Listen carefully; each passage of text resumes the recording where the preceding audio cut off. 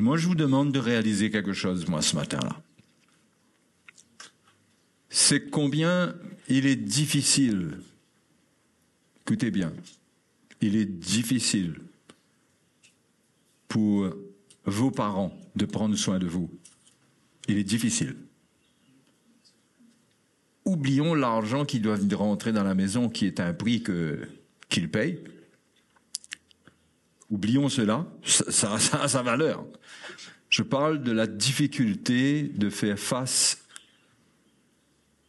aux enfants dans le bon esprit. Parce que les parents, ils luttent comme nous entre le légalisme et la grâce. Et quand il s'agit de nos enfants, et qu'on voit que nos enfants ne sont pas trop bien, on a plus tendance à être légaliste qu'à être dans la grâce. Ouais. Plus un enfant grandit dans le Seigneur, plus il est facile d'user de grâce envers lui. Plus il a des tendances à folie, là, plus on ne sait pas trop comment le protéger, et on cherche à le protéger, et on peut utiliser le légalisme parce qu'on n'a pas d'autre recours. Premièrement, parce qu'on n'est pas équipé de grâce suffisamment. Et donc, ce légalisme-là s'exprime dans la relation avec vous, et vous ressentez qu'on ne vous fait pas confiance, ou qu'on veut contrôler votre vie. Il y a toutes sortes de raisonnements qui viennent. Mais des parents qui aiment utilisent ce qu'ils ont pour protéger leur famille. Donc il faut prier pour vos parents pour qu'ils soient équipés de grâce, mais par-dessus tout, il faut que vous cherchiez à changer pour qu'ils n'aient pas à user de légalisme envers vous. Parce qu'ils peuvent le faire, et ils le feront de toute façon s'ils ne sont pas équipés de suffisamment de grâce. Quand vous venez dire à papa, ce soir on a des copains les copains m'ont invité à un anniversaire, qu'on ne lui dira pas que c'est une boum, qu'il aura compris. Il va inviter à un anniversaire, est-ce que je peux y aller? Vous réalisez pas, mais simplement cette demande-là. Dans quel combat ça engage vos parents? Qu'est-ce qui va se passer quand ils savent, eux, qu'aujourd'hui c'est facile de mettre une drogue dans un verre et de faire que vous vous retrouvez dans une chambre, vous pourriez subir des viols et toutes sortes de mauvaises choses sans même le savoir. Quelle réponse ils doivent vous donner? Et vous êtes là à exiger. Votre demande, c'est déjà une exigence. Et si c'est non, vous êtes en colère. Est-ce que vous réalisez la responsabilité qu'ils ont de vous protéger? Est-ce qu'ils doivent vous donner une réponse qui vous plaît? Ou est-ce que vous devez, vous, être équipé d'obéissance, comme la Bible dit, pour reconnaître que papa et maman ont plus de sagesse que moi? C'est la priorité. Donc, est-ce que vous comprenez la difficulté qu'il y a? Que vous devriez avoir de la compassion quand vous voyez vos parents, parce que vous vous dites, zut, alors quelle responsabilité qu'ils ont. Et si vous êtes sincère et que vous réalisez ce que vous êtes, vous devriez avoir plus de compassion encore en réalisant ce qu'ils ont à gérer dans votre vie. Oui. Il faut changer d'attitude dans votre relation avec vos parents. Arrêtez d'exiger d'eux et les aider. Ne pas venir leur imposer des choses. C'est compliqué. C'est ça que je veux vous montrer. C'est compliqué, croyez-moi. Vous ne le réalisez pas. Et une demande que vous posez comme ça, même qu'ils vous disent non, ils peuvent ne pas dormir parce qu'ils ne savent même pas ce que vous allez faire avec ce non-là. Ce non-là, qu'est-ce qui va se passer avec ce non-là? La meilleure chose qui peut arriver à des enfants, c'est qu'ils se convertissent, c'est qu'ils acceptent le chemin de l'obéissance, et la paix reste dans la maison, chez le jeune, chez l'enfant, chez les parents, parce qu'il y a une confiance qui existe. Il n'y a pas besoin d'utiliser la loi pour contrôler les affaires. C'était une parenthèse, hein, allez pas croire que c'est ce que je vais partager. Hein? Mais vous allez sortir d'ici avec une prière dans votre cœur, avec une compassion. C'est difficile pour papa et maman. Ouais, c'est facile de juger son caractère, le caractère de l'autre. C'est facile. Vous ne savez pas par où ils sont passés pour réagir comme ils réagissent. Dieu connaît leur chemin. C'est pourquoi Dieu demande qu'il y ait l'obéissance. Vous ne pourriez pas comprendre le pourquoi de leur état. Vous devez seulement accepter ce que Dieu dit et laisser Dieu faire son œuvre. Dans leur vie et ne pas les juger. Ce n'est pas à vous de les juger. C'est pourquoi il y a beaucoup d'enfants qui n'arrivent pas à pardonner leurs parents. Parce qu'ils ne regardent qu'à leur nombril. Ils ne voient que leur nombril. Ils ne voient pas la souffrance autour. Ils ne voient pas que là, dans leur attitude, ils sont en train de perdre le petit frère qui est en train de grandir, qui le regarde. Et on ne voit pas, on ne voit rien. On voit notre nombril. C'est étrange, pourtant, il n'y a rien de joli dans un nombril. Hein. On est d'accord? Est-ce qu'on est d'accord? C'est un truc qui a été attaché, fait aimer, oublié. Mais on a notre nombril comme si notre ventre, là, c'est le centre du monde. Ayez de la compassion pour vos parents. Quand le caractère se manifeste là, dites-vous, il m'aime tellement qu'il est en colère quand il n'est pas d'accord avec moi. Au lieu de dire, oh, il me déteste, ceci, cela, n'arrivez pas à des conclusions. Voilà, maintenant je vais commencer mon message. C'est malheureusement comme ça, on dit qu'on va prendre 45 minutes, mais il y a déjà 15 minutes qui sont déjà parties. Donc vous avez ouvert vos yeux là. Ouvrez vos yeux et vos oreilles. Et en le faisant, vous verrez, vous sentirez que ça tire un peu sur les oreilles. Ok. Je voudrais continuer à vous parler, si vous m'avez suivi la dernière fois, à propos de l'iniquité. Est-ce que vous avez compris quelque chose? Ça ne veut pas dire qu'on baigne dans l'iniquité. Le Seigneur nous a rachetés, nos péchés, nos iniquités. Mais il est certain que notre chair, si elle n'est pas traitée par la puissance de la croix, c'est elle qui est source d'iniquité. Et vous savez, vous pouvez définir le péché. Le péché, tu ne commettras pas d'adultère. Il y a des choses qu'on peut définir, c'est des péchés. Mais il y a des péchés qu'on ne peut pas définir quand vous êtes en train de penser dans votre cœur, faire votre petit plan. Il n'y a pas de commandement qui dit que tu ne penseras pas au mariage. Ça n'est pas de problème. Ou tu ne penseras pas à ceci. Il n'y a pas un commandement qui... Il n'y a rien pour venir mettre une loi et dire... Il n'y a pas une loi qui dit tu ne peux pas faire ça. Pourquoi? Parce que tout simplement, la loi est inutile à un certain niveau. La loi du péché dans l'homme, elle est forte. Elle produit des choses. Elle fait des choses. C'est pourquoi Jésus nous a rachetés corps, âme et esprit, avec nos péchés et avec les choses qui sont en nous, qui naissent, qui viennent, qu'on fait mourir, mais qui sont là, parfois qui nous font tomber. Le Seigneur nous a rachetés. Mais l'iniquité, souvent, c'est toutes ces choses que personne ne voit. C'est le mensonge dans lequel on vit, que personne ne sait que c'est du mensonge. J'ai envie de passer du temps avec la sœur Intel. Ah, tu sais, frère, c'est pur, je ressens son cœur.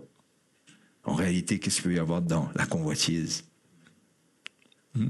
Je veux passer du temps avec frère Intel. Parfois, ça paraît pur, mais ça peut être tout simplement que tu as compris qu'il a un peu d'argent. C'est des exemples. Je ne vise personne. Si vous êtes visé, je ne vous ai pas visé. D'accord. Vous voyez comment l'iniquité, c'est le péché dans ses racines profondes. C'est dans la chair. Et Jésus, la Bible nous dit dans Ésaïe 53, regardez, on va passer un bon moment encore ce matin là. Vous avez été encouragé tout à l'heure avec le frère Len?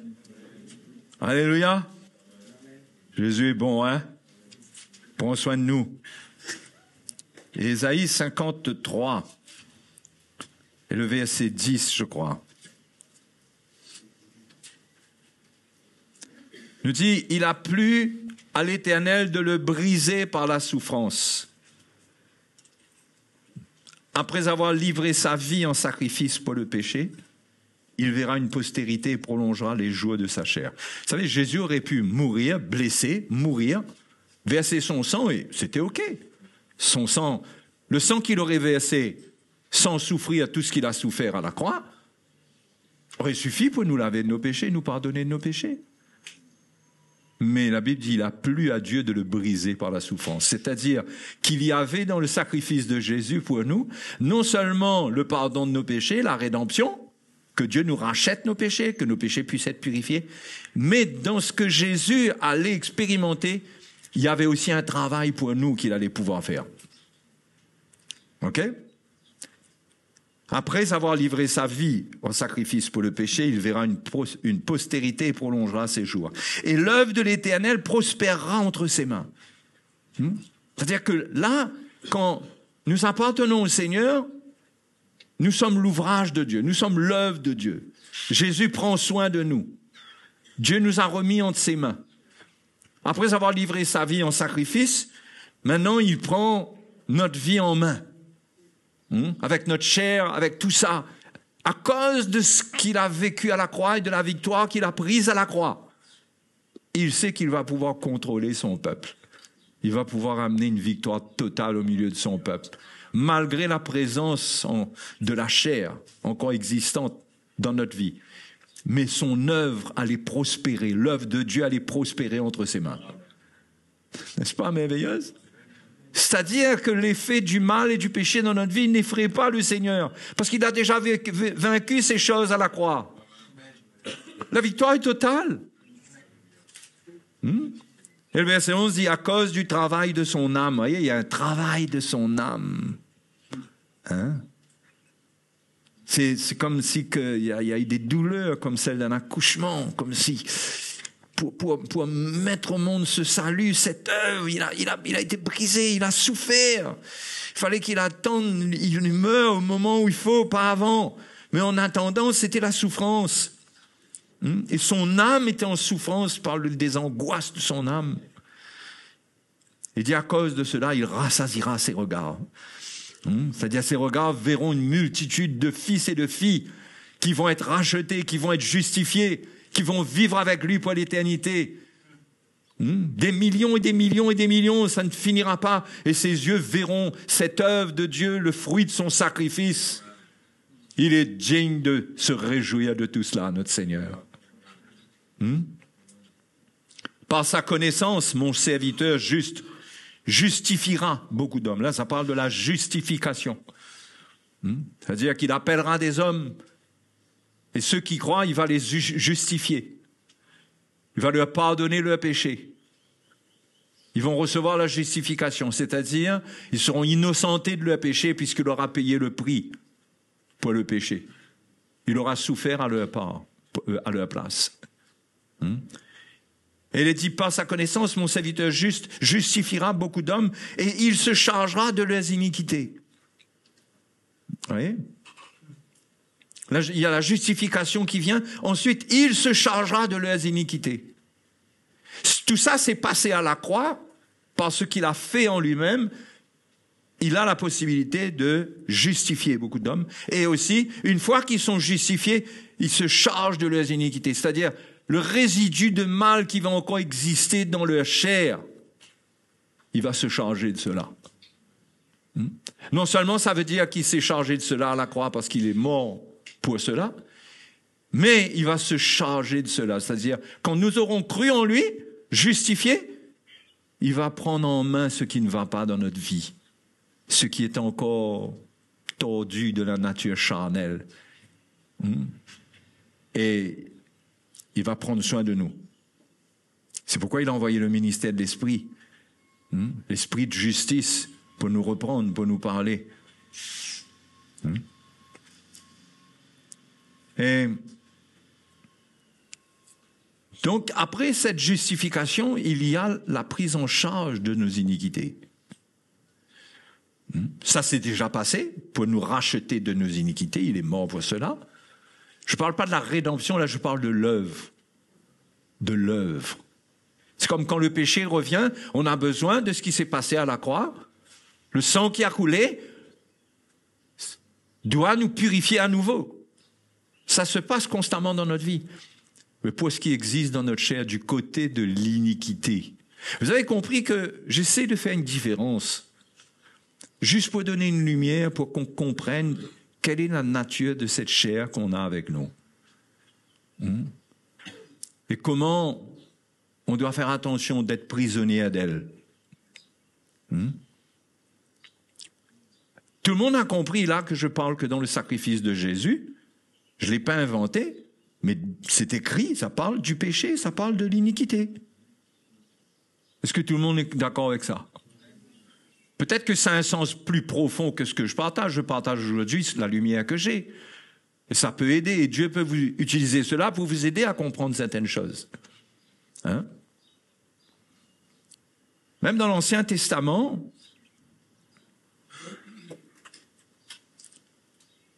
dans Nombre, dans Lévitique, même dans l'Ancien Testament, quand arrivait le jour du sacrifice, pour les péchés du peuple pendant toute l'année passée, il y avait 2 boucs qui venaient.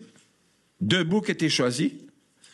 L'un était égorgé et son sang était porté, où ça? Dans le tabernacle, dans le lieu très saint, pour le pardon des péchés du peuple.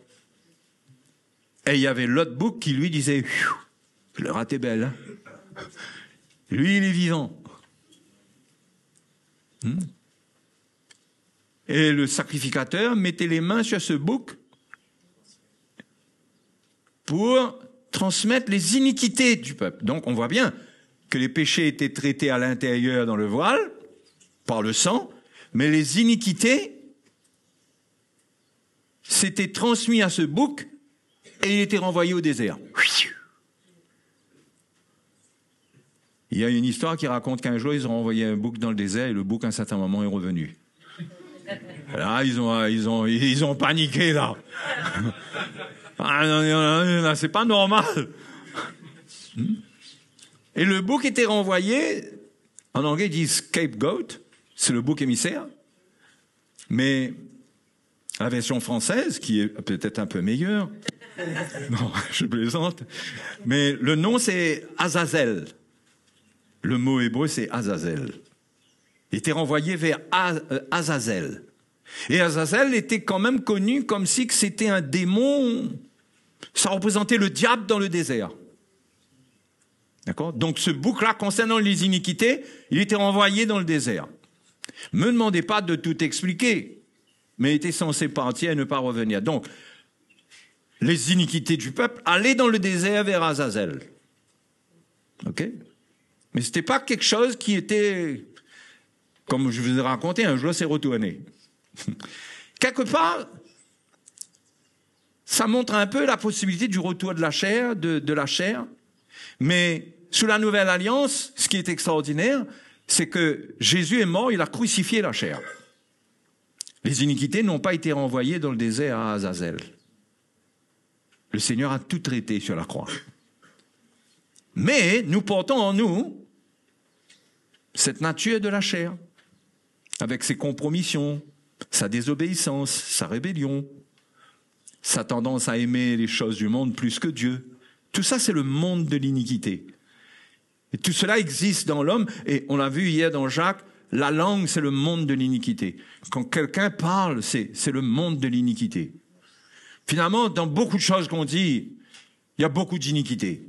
On raconte des histoires, je ne parle pas des histoires rigolotes, mais je parle on exagère. On ment sans réaliser quand on exagère. On dit une vérité qui n'est pas vraiment une vérité. Il y a plein de choses. La langue, elle est douée quand même. Je ne vais pas vous faire tirer votre langue, mais pouvez aller devant le miroir et regarder et dire, c'est un morceau ça, hein? Parce que ça prend, c'est de l'abondance du cœur que la bouche parle. Et tout ce qui est caché à l'intérieur, ça sort quelque part. Donc, il y a cet aspect que je crois que c'est représenté par ce bouc qui a été renvoyé dans le désert vers Azazel. Ça montre que ce qui est dans notre chair est encore à la portée de l'ennemi, parce qu'on peut encore être tenté. Et je ne sais pas si c'est un hasard, mais vous avez remarqué que Jésus a été traité, il a été tenté dans le désert? Pourquoi il a été tenté dans le désert? Moi, j'essaie de rassembler le puzzle. Je me dis, cette histoire d'Azazel dans le désert, le diable qui vient dans le désert, Jésus a été tenté dès le départ, et quand je regarde les tentations qu'il a subies, c'est pas... le diable lui a pas montré une jolie femme. Le diable n'a pas mis de l'argent devant lui pour qu'il vole. Hein? C'était pas ça. Quand vous regardez, c'est assez abstrait. On n'arrive pas trop à mettre un nom sur ce qui se passe. Et c'est la tentation du Seigneur. La première tentation, on sait, c'est quoi? Le pain. Hein? Le pain, ça rappelle quand même l'histoire du peuple d'Israël dans le désert. Hein? Ça a commencé là, ils en ont eu assez de la manne. Ils voulaient du vrai pain, ils voulaient de la viande, ils voulaient quelque chose, la manne. Et la tentation revient avec cette histoire de pain, là. Le Seigneur a faim, le diable lui dit, transforme les pierres en pain. Et Jésus lui dit, tu ne mangeras pas. L'homme ne vivra pas de pain seulement, mais de toute parole qui sort de la bouche de Dieu. Oui, c'est un... Et quand vous pensez que dans le désert, quand Israël a été envoyé, quand les 12 espions ont été envoyés, il y a 10 espions qui sont retournés, qui ont murmuré, et ça a fait que le peuple d'Israël est retourné 40 ans dans le désert. Vous connaissez l'histoire? Ils sont retournés 40 ans dans le désert. Parce qu'ils ont murmuré, ils ont eu toutes sortes de détails. Ça avait... en route, le gros morceau, c'était cette histoire de manne, là. Oui. Et qu'est-ce que le Seigneur leur avait dit? Ça, je vais vous instruire là-dessus. Ça se trouve dans Nombre 14, 30. Vous me suivez là? Vous avez l'intelligence pour suivre. C'est pourquoi, vous savez, le diable aime voir un jeune se faire manger la tête avec les jeux vidéo. Parce que les jeux vidéo sont conçus pour manger les cellules grises des jeunes. Vous comprenez? Vous croyez que c'est une blague? Vous croyez que c'est une conclusion spirituelle que je fais là? Ouais, personne ne dit le diable, mais les tests prouvent la diminution des capacités intellectuelles de ceux qui sont à fond dans les jeux vidéo. Pourquoi? Pour que quand on est un camp jeune, comme là, vous puissiez comprendre avec beaucoup de difficultés et que ça vous décourage de réfléchir. Parce que la télévision et les écrans ne font pas trop appel à une réflexion. Vous gobez. Vous gobez. Vos cellules ne produisent pas un travail qui fait un développement intellectuel. Mais vous êtes dans une admiration de ce qui vous est donné et en même temps, ça vous brûle le cerveau. Vous aurez besoin de prendre la retraite à 30 ans si vous jouez aux jeux vidéo tous les soirs. Parce que vous ne serez plus en capacité de faire quoi que ce soit. On ferme la parenthèse. Nombre chapitre 14. verset 31. Et Dieu juge le peuple d'Israël, on est d'accord? Regardez le jugement. Il dit, vos petits-enfants dont vous avez dit, ils deviendront une proie, je les y ferai rentrer. Où ça? Dans le pays. Ils connaîtront le pays que vous avez dédaigné. Vos cadavres à vous tomberont dans le désert et vos enfants seront nomades 40 années dans le désert et porteront la peine de vos infidélités jusqu'à ce que vos cadavres soient tous tombés dans le désert. De même que vous avez mis 40 jours à explorer le pays, vous porterez la peine de vos iniquités 40 années, une année pour chaque jour. Et vous saurez ce que c'est que d'être privé de ma présence. Toujours ce chiffre 40 là. Jésus a été tenté pendant combien de temps? 40 jours, 40 nuits. C'est étonnant, hein? C'est pas un hasard. Il est dans le désert, il est tenté 40 jours. Il était là, premièrement, comme Messie pour le peuple d'Israël, et il a fait face à la tentation de l'iniquité. C'est-à-dire s'éloigner du plan de Dieu. Sortir du plan de Dieu. C'est pourquoi le diable fait tout pour l'amener en dehors du plan de Dieu. Et lui dit, mais tu es fils de Dieu, si tu es fils de Dieu, commande à ces pierres de devenir des pains. Parce qu'il sait très bien que l'homme pour du pain. Il est prêt à vendre sa peau. Pour du pain. Jésus a dit plus tard à ceux qui l'avaient suivi, il dit, c'est pas parce que vous avez été guéris que vous m'avez suivi, mais c'est parce que vous avez eu des pains. Le pain. Et les jeunes, attention que le pain, le moyen de gagner du pain, l'argent, ce Dieu Mammon soit le premier dans votre vie et que c'est ce Dieu-là qui décide qu'est-ce que vous allez devenir, où est-ce que vous allez habiter, avec qui vous allez vous marier. Ça commence avec le pain. Le pain, ça représente l'argent, ça représente la subsistance, ça représente. Donc c'est une tentation qui fait appel à l'homme dans son besoin charnel pour faire quelque chose en dehors de la volonté de Dieu. Pourtant, il était fils de Dieu, il aurait pu faire un miracle. Mais il a refusé parce qu'il n'était pas venu dans le désert pour être tenté en tant que Dieu, mais en tant que fils de l'homme, en tant qu'humain. Et donc, première tentation, première tentative de tentation, ratée. Jésus résiste au diable. Ça, c'est un domaine dans lequel il faut résister.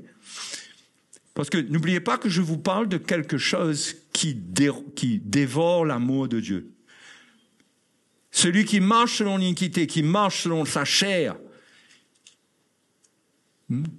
qui selon Ésaïe 53, il prend son chemin, il fait ce qui lui semble bon. Nous étions tous égarés, chacun faisait ce qu'il voulait.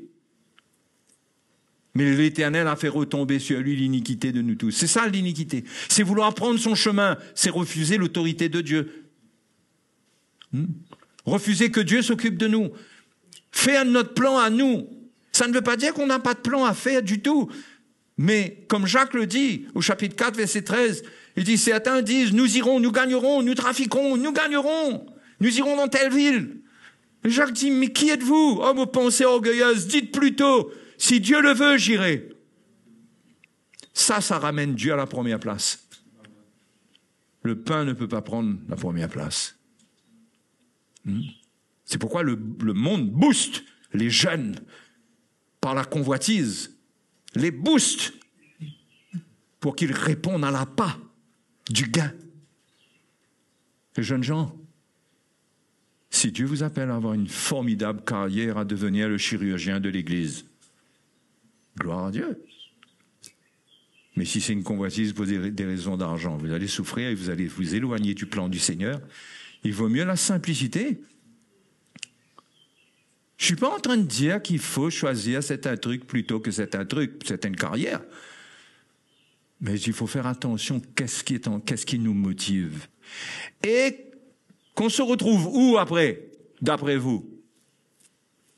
C'est de ce danger-là dont je veux vous parler.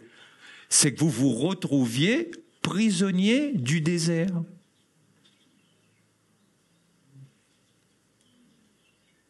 Parce que quand vous êtes tenté à ce niveau-là, c'est dans le désert que vous êtes amené.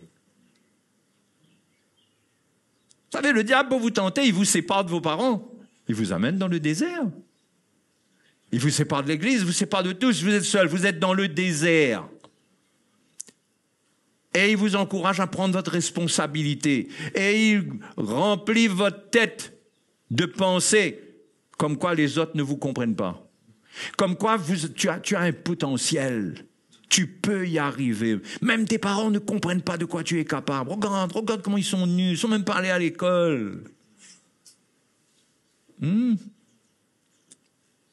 te retrouves isolé dans le désert. Je vous assure que c'est une image spirituelle. Ces choses sont là pour nous instruire. Hein. On est isolé, on est séparé. Pourquoi aller voir les anciens pour partager ça? Pourquoi? Jésus était seul dans le désert, il n'y avait personne qui était là. Et tu te retrouves seul.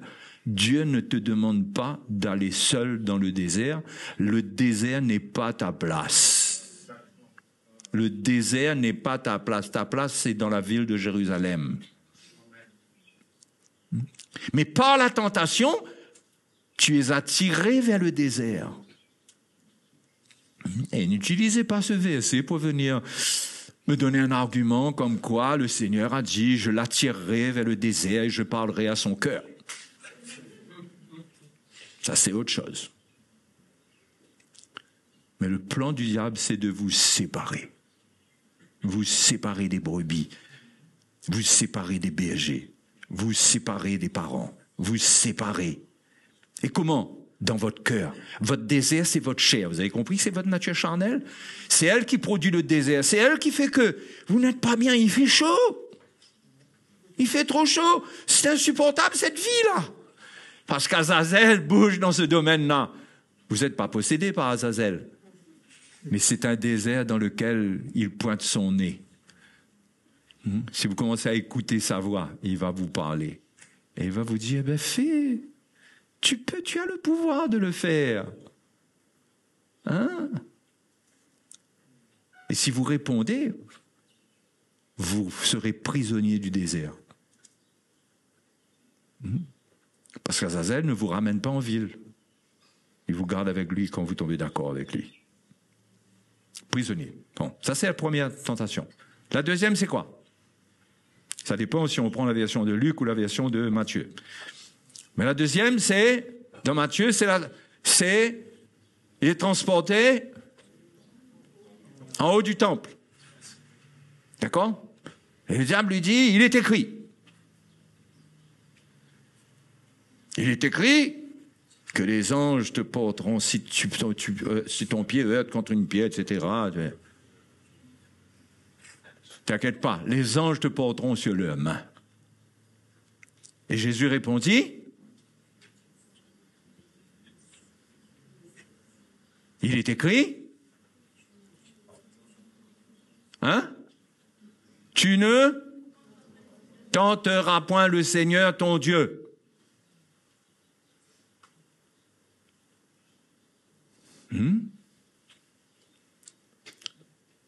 Donc, quand le diable ne réussit pas en vous flattant que vous êtes un fils de Dieu, vous êtes libre, vous êtes l'enfant de Dieu, tu es libre, toi.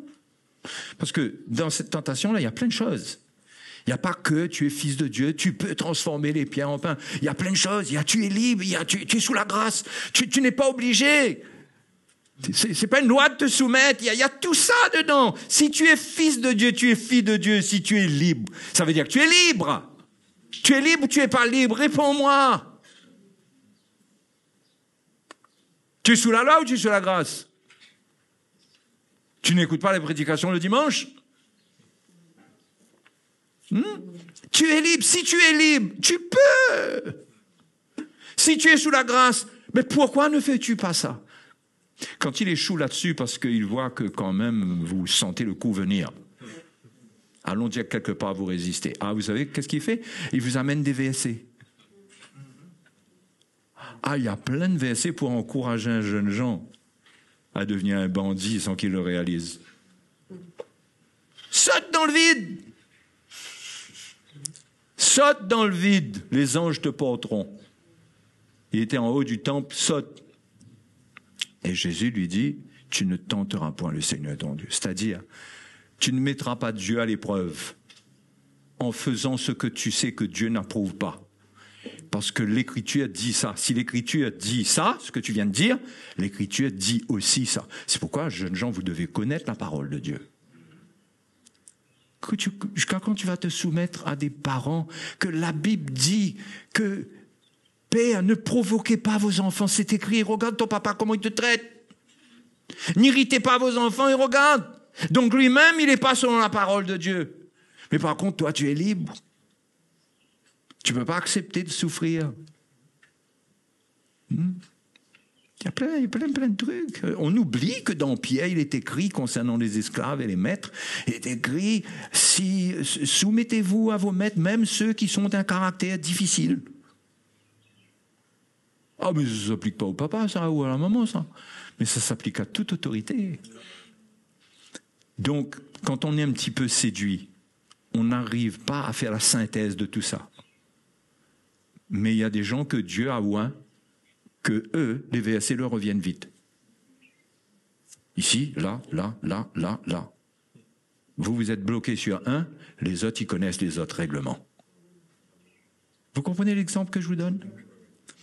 Donc, la parole de Dieu, il faut la connaître et il faut faire attention d'être séduit par elle et d'aller chercher une approbation dans les Écritures. Parce que vous risquez de faire un saut dans le vide. Et si Jésus avait accepté de sauter dans le vide, sa chair aurait fini en morceaux. Parce que c'est une loi irréversible. Et on ne tente pas Dieu, on ne regarde pas, on ne challenge pas les lois de Dieu. On ne dit pas, pour moi, ça va aller. Et c'est pas parce que quelqu'un a sauté que finalement il n'est pas mort que ça veut dire que vous sauterez et vous ne mourrez pas. J'espère que vous avez ce reste de bon sens là quand même. Quelqu'un prend l'élan à 200 km/h dans sa voiture, il tape dans un mur en face à 2 km plus bas, il ressort vivant. Tout le monde dit miracle. Qu'est-ce que vous faites, vous, intelligent que vous êtes? Vous rentrez dans votre voiture, vous aussi. Vous dites, lui, il a réussi, pourquoi pas moi? Orgueilleux! Tu vas finir en morceaux dans le mur. Parce qu'il faudra qu'à ce moment, le Seigneur arrête ces choses-là et prouve que c'est sa parole qui prévaut. Donc vous comprenez comment ça marche? C'est un appel à l'iniquité, à votre chair, à vos pensées, à vos raisonnements. C'est pourquoi à l'intérieur de vous, Paul dit, soyez transformés par le renouvellement de votre intelligence. Imprégnez-vous de la parole de Dieu. Connaissez-la. Interrogez vos maîtres, les anciens.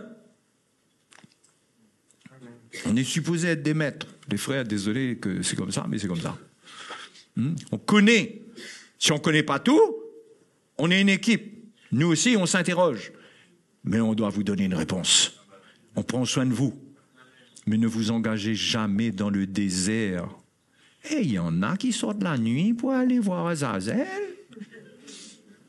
Il y en a c'est Azazel, il y en a c'est Timanzel.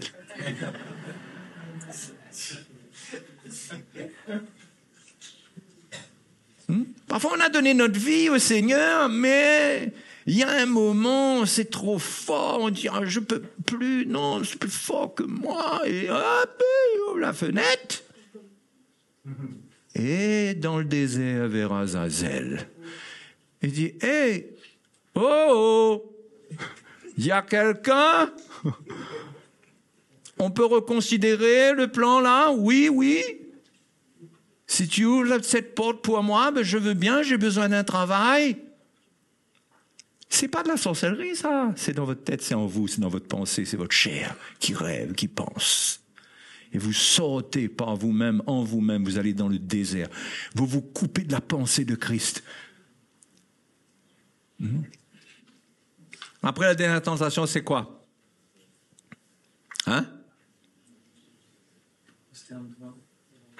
Et après, lui avoir montré quoi? Les royaumes de la terre. Tous les royaumes de la terre. Incroyable qu'aujourd'hui, on arrive à voir tous les royaumes de la terre. Vous avez remarqué ça? C'est l'accomplissement de ce que le diable, ce que Jésus a vu surnaturellement, technologiquement aujourd'hui, le chrétien peut voir tous les royaumes de la terre.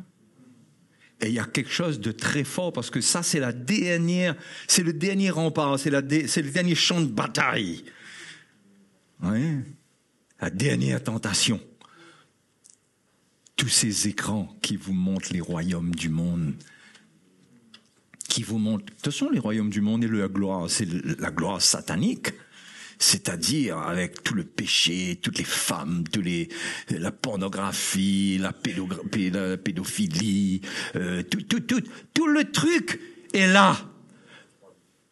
Si tu me sers, si tu te prosternes devant moi et me sers, je te donnerai toutes ces choses. Et on sent qu'en nous, il y a quelque chose d'inique qui cherche à prendre place. On commence à avoir envie. Nos désirs sont dévorés. Les désirs de l'esprit meurent. On n'a plus envie de parler en langue. On n'a plus envie. Et on ressent dedans de nous qu'on est intéressé par cette vision. On est intéressé par ce contact qu'on a eu avec cette personne gentille qui nous a dit: un garçon comme toi, ben tu sais, tu peux venir travailler pour moi. Bon, faudra que tu quittes ton pays, mais imagine un peu l'argent que tu vas avoir. C'est des exemples que je donne.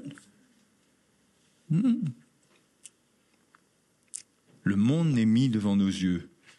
Le monde est mis devant vos yeux aujourd'hui. Et vous ne réalisez pas. Vous ne réalisez pas. Plus vous regardez, plus vous réveillez cette iniquité charnelle qui produit des désirs, qui rejette l'esprit et qui vous enferme dans le désert. Vous êtes séparés. Vous n'avez plus de communion avec personne. Vous avez remarqué les téléphones? C'est encore plus fort dans le monde, bien sûr. Mais les gens n'ont pas de communion. Toutes ces choses existent pour séparer les hommes. Diviser pour mieux régner. On a tous notre téléphone toute la journée. Et on n'arrive pas à s'asseoir. On a perdu ça. Alors, vous me suivez là, hein? Imaginez-vous. Imaginez-vous. Peut-être que ce serait un bon exercice à faire. On vous met dans un linge un peu kaki, là. Les filles s'adressent un peu comme longtemps. Et on vous met sous un arbre. Et il n'y a pas de téléphone, il n'y a rien, et vous êtes là. Et il faut causer. Je suis sûr que si je chronomètre, au bout de 20 minutes, à une demi-heure, il n'y a plus personne sous ce pied de bois là. Parce qu'il n'y a plus cet élément qui s'intéresse à l'autre. Pour l'écouter, pour lui parler. Il y a toujours le téléphone qui sonne. Il y a toujours, on se rappelle que le téléphone, on est tous attirés vers ça. C'est très fort. Il faut reconnaître. Non, moi je le reconnais pour moi. C'est très fort. C'est quelque chose qui est là, qui s'impose à nous. Et c'est une guerre à mener. C'est résister au diable. Pour dire non. Non, Satan, retire-toi. Car il est écrit, tu serviras le Seigneur ton Dieu. Tu l'aimeras et le serviras lui seul. C'est en train de nous voler notre service. Parce que le service commence où? Par la relation. Quand quelque chose vient me distraire dans ma relation, je ne suis pas en train de dire qu'il ne faut jamais avoir un téléphone, jamais regarder un téléphone. Mais chacun doit savoir de quoi il est esclave.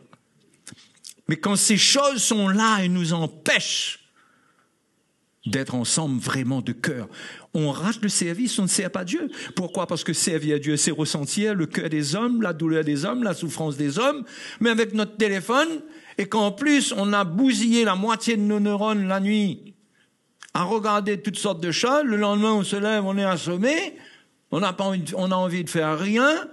Maman est en train de se taper un bac de lessive comme ça. Papa est en train de laver sa voiture avant d'aller travailler. Moi, je me lève les cheveux ébouriffés à 10h30. Et je comprends même pas. Maman, où est le pain? Et on ne ressent pas la souffrance de nos parents. Et on ne participe pas. On ne dira pas, papa, à quelle heure tu te lèves demain? Je vais me réveiller en même temps que toi, je vais te préparer ton café. C'est pas mal quand même, c'est un bon petit commencement. C'est un bon petit commencement, non? Mais quand vous pensez, attends, il m'a dit qu'il part à 6 heures, ça veut dire qu'il faudra qu'à 6 heures moins quand je me lève. Moi, j'ai besoin de 10 heures de sommeil, c'est pas possible. Ça veut dire qu'il faudra que j'aille au lit à telle heure, que j'aille un petit peu avant, parce que j'ai 2 heures de trucs, là. Vous voyez comment? Vous voyez comment notre affaire est déjà programmée pour dire, papa, ben, il ne gagnera pas là par contre. Hein. Il ne gagnera pas. Et vous êtes privé de quelque chose d'affectif, d'affectueux, qui fait ressentir à votre papa que vous l'aimez et qui lui donne l'occasion de vous faire savoir aussi qu'il vous aime. Mais la relation est brisée. Depuis grand matin, papa est parti, il n'est pas là, il rentre le soir, il est fatigué, vous rentre le soir quand vous rentre le soir. Et il n'y a pas cette interaction dans l'amour. Il n'y a pas. Parce que le monde virtuel vole. Et ce monde-là, c'est ça qui produit ce que Paul appelle le mystère de l'iniquité. Personne ne comprend, à part nous les enfants de Dieu, nous comprenons, nous. Personne ne comprend pourquoi le monde devient mauvais comme ça. Il n'y a plus d'amour. L'iniquité se sera accrue et l'amour du plus grand nombre se refroidira. Et le système du monde vous vole l'amour de Dieu dans votre cœur pour vous rendre insensible. Et vous savez, quand vous êtes devenu insensible, vous savez ce qui se passe? Quand on va vous demander quelque chose, il n'y aura pas l'amour en vous pour y répondre. Parce que le monde aura volé cet amour-là. S'il n'y a pas l'amour pour répondre, vous allez vous sentir forcé de faire. Non, mais je fais une description comme il faut là. Il n'y aura pas l'amour. Vous allez vous sentir forcé. Et papa, de par son autorité et qu'il a un besoin, ou maman, elle va hausser un petit peu le ton, que vous allez trouver ça insupportable. Parce que vous n'avez plus l'amour en vous. Quand il y a l'amour, avant même que la demander, il a déjà l'éponge dans la main. Non, papa, ça y est, moi, prêt, moi, là. Vous savez, vous allez demander moi ça. Hein? Vous voyez?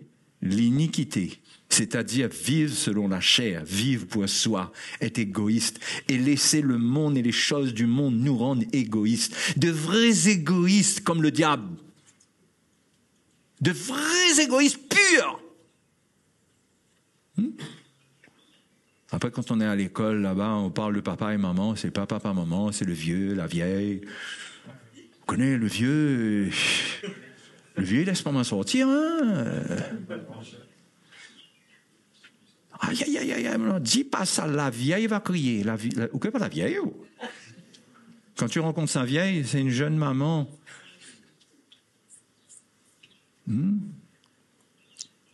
Si vous permettez, si vous laissez le diable vous voler l'amour, il y a les choses du monde, il y a le non-pardon, on ne pardonne pas.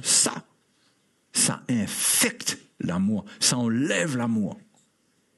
Et vous n'avez de réponse que cette amertume qui est en vous. Vous allez vous rendre malheureux. Et vous allez vous retrouver prisonnier du désert, ne plus trouvant le chemin pour en sortir. Pourtant, papa, maman est toujours là, tout le monde est encore là, mais vous êtes dans votre désert spirituel, vous êtes enfermés.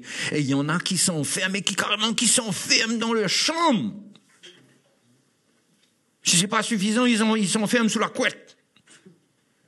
Mais on s'enferme.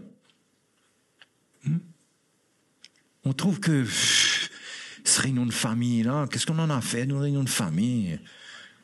Mais parfois, il faut une forme de châtiment qui fait mal pour remettre les choses en ordre.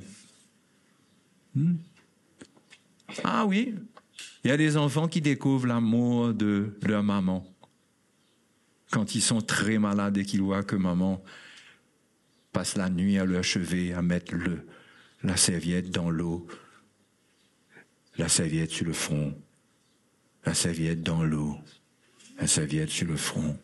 Il y a un moment, ils se disent, dans leur fièvre, « Ah, maman, je réalise que tu m'aimes tant. » On a besoin d'attendre, c'est la serviette, l'eau chaude.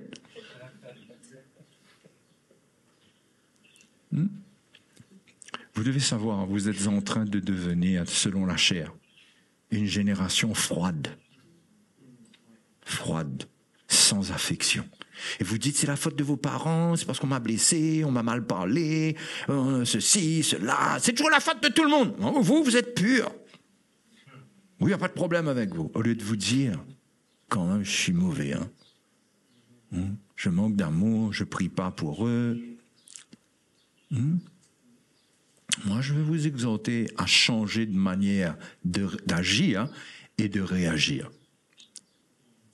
Ne laissez pas l'iniquité continuer à voler l'amour et faire de vous des gens froids, des gens que quand il y a la souffrance autour, vous n'êtes pas concernés. Comprenez la froideur spirituelle? Vous avez une grand-mère là, qui a une cour, vous passez dans sa cour, vous avez du mal à la voir à l'intérieur tellement les herbes sont en train de devenir des arbres.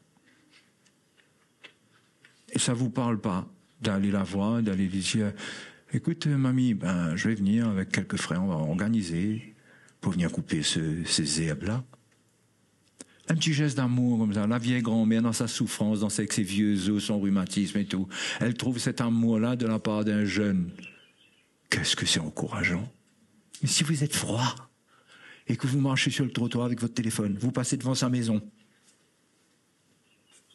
Quand arrive là-bas, maman dit « Ah, vous l'avez vu sur un tel ?» Ben non. Pourquoi pas vu? Voilà. Je vous dis que c'est grave. Le diable veut faire de vous une génération froide, égoïste, mal élevée, insolente. Renoncez à ça. La Bible dit renoncer à la méchanceté, renoncer à toutes ces choses. Vous êtes des enfants de lumière, mais vous devez savoir qu'il y a un appel dans le désert. Azazel vous attend pour que vous veniez le servir. Et Jésus a dit non, tu le serviras, le Seigneur, ton Dieu, tu l'adoreras et tu le serviras. Lui seul. Lui seul. Et je vous ai parlé, je vais terminer avec ça, je vous ai parlé du voleur d'amour. Je dois vous dire qui est le gardien de l'amour. L'apôtre Paul dit, par amour, les uns pour les autres, rendez-vous serviteurs les uns des autres, par l'amour. Rendez-vous serviteurs. Le service protège l'amour. Donc il y a une séparation d'avec l'iniquité, le refus des choses ténébreuses que personne ne voit, le refus, et il y a une vie pour servir. Et vous avez vu que c'était la dernière phrase que Jésus a dite. Tu le serviras, lui seul, et le diable se retira. Et les anges vinrent le servir. Ça veut dire que Dieu nous montre que par Jésus-Christ, parce que ce qui est arrivé à Jésus-Christ, c'est pour nous. Si on renonce au plan que le diable a pour nous et on sert Dieu et lui seul, il va prendre soin de nous. Il va prendre soin de nous. Et jeunes gens, vous avez besoin que Dieu prenne soin de vous et vous guide. N'acceptez pas la vie de l'iniquité, parce que ce qui vous attend, c'est d'être vaincu par le péché dans ses abominations. Dans ses abominations. Et vous ne savez pas le siècle dans lequel on est, si on laisse la chair prendre le dessus. Vous ne savez pas ce que vous allez devenir vous-même. Mais vous ne savez pas où le péché peut vous amener. Sortez la graine de péché, d'iniquité qui est en vous là. Vous ne savez pas. Il n'y a pas un nom là-dessus. C'est pas un manguier, c'est pas cactus, il n'y a pas de nom dessus ça. On ne sait pas. C'est mystérieux, c'est là. Quand ça pousse là, C'est quand vous êtes dans le désert avec Azazel, qu'Azazel vous dit, j'ai un petit plan pour toi. Et ça vous saisit. Donc, je veux que vous compreniez que votre chair, elle est en préparation. Votre chair, elle est en préparation. Si je vous parle trop là-dessus, ça va devenir angoissant. Mais je vous parle comme à des enfants qui veulent se protéger. Quand je dis votre chair, c'est la chair de l'homme, des hommes.